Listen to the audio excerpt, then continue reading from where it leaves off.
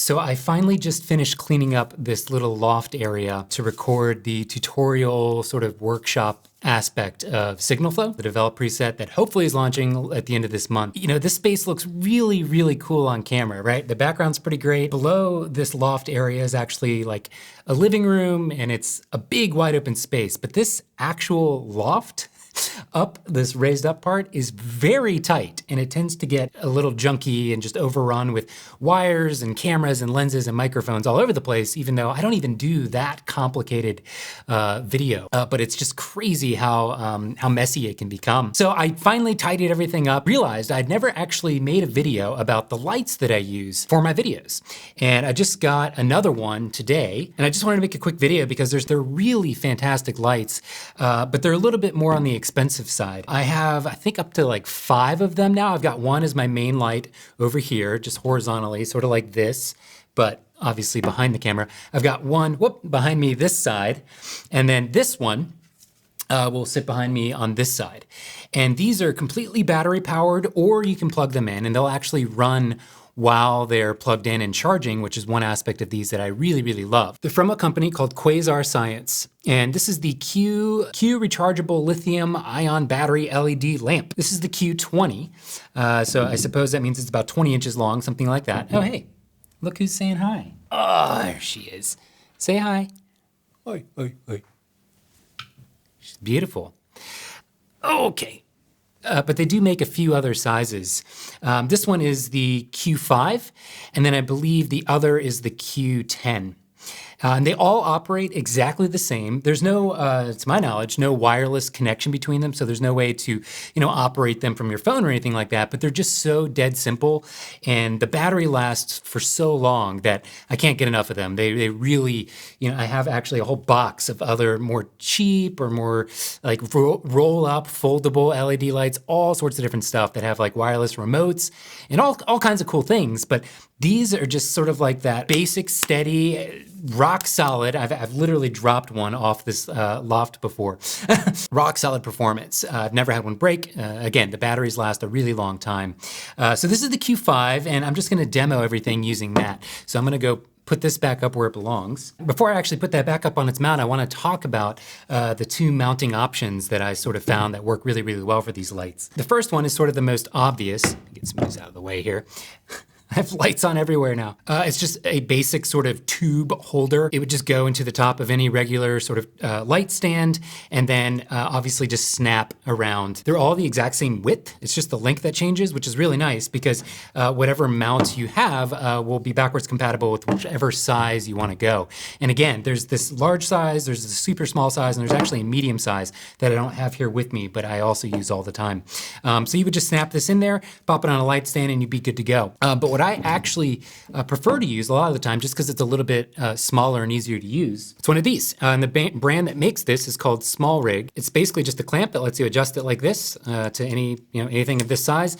And then it's got like a multi-directional single point of tightening, which is really nice, multi-directional sort of head here that you can screw into anything. The problem with this, I can only find it with a certain thread size that didn't actually fit the bottom of these. I don't remember the exact number, but the thread size on this is not your normal like tripod size or camera mount size. It just doesn't fit.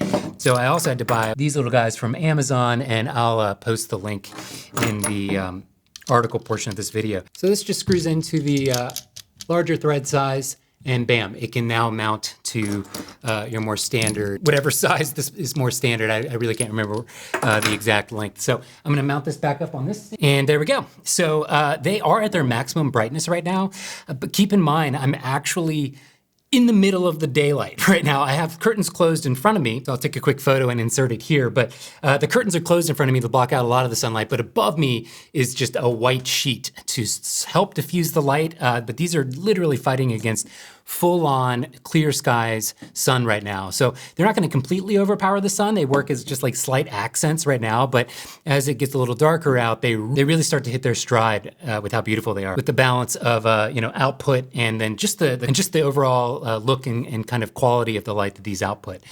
So they do have a couple of weird settings. They're all literally controlled by this one button, which is really nice eventually, but it takes a little bit of practice to kind of make it muscle memory.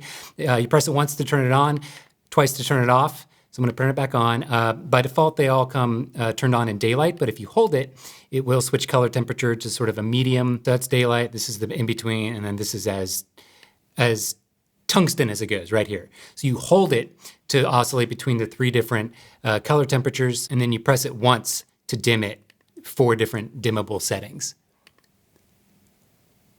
Off. So 100%, 75, 50, 25, off, something like that. I'm not sure of the exact percentages, but that's it. They all operate exactly the same. It remembers your previous setting, so when you power it off completely and then bring it back on, it is right where it left off, which is really nice if you're not like moving your setup a lot or anything like that. And then my absolute favorite underdog feature, something I just didn't even think about or appreciate until I had it, is the magnetic attachments on the back. I'm shocked. I don't have any. Well, I have some metal on this desk. You can't really see it, but I'm shocked with how many places I can find that's just super convenient to pop one of these. There's probably 1 or 2 options just in your immediate vicinity that you'd never even considered that you can just pop a light and have it magnetically hold itself. I just really love the quality of light that I get from these. I normally don't use any diffusion on the tubes that are lighting my face directly and never on the rear lights, and I'm just always very, very happy with the way the light falls off. And I don't know if it's the roundness of the tube or just something to do with the LED lights they're using in particular. Again, this is totally subjective, and maybe I'm just trying to justify the higher cost of what these are compared to other LED lights, but I just love the quality of light that these put out. These are the lights that I use for pretty much everything related to video. Of course, I'm not a professional videographer. I have no idea how well these will work on a set or in a real fast-paced kind of client environment, but for stuff like this, like basic tutorial videos or whatever, I think they have a really nice output. Yeah, they just seem to be rock solid. They're incredibly versatile, and I highly recommend them. Again, it is the Quasar Science Ion, so the QL Ion, that stands for Rechargeable Lithium Ion Battery LED Lamp Series. They have a bunch of different lights that they sell, but these are the ones that I really like and have proven to be super, super useful. Again, they actually sell the 3-set kit with the Q20. Oh, this just died. I literally just got it in the mail, so I didn't charge it enough out of the box. The Q20s are probably what I would start with, and then maybe get the smaller or the medium one if you need to get some easy to move, versatile placement. So let me know if you have any questions at all. I hope you enjoyed this video and found it helpful, and I'll be back very soon. Thanks, bye.